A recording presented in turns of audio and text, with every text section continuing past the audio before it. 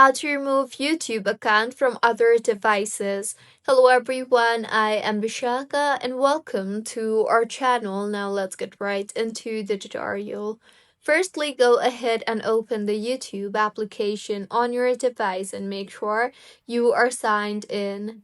Now, tap on the U option on the bottom right of your screen, and then in the interface that you will be led to, tap on the Google account option you see there.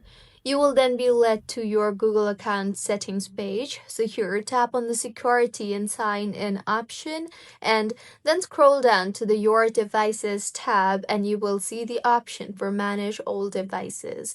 Tap on that and then scroll through and then tap on the device that you think is suspicious and you want to delete it from your YouTube account. Now, you will then be required to verify yourself first, so go ahead and enter your password or passkey in order for the verification purpose. Once you have verified your email, you will be required to tap on the sign out option you see there, and in the confirmation that appears, tap on sign out again, and with this, that particular account will be removed from other devices.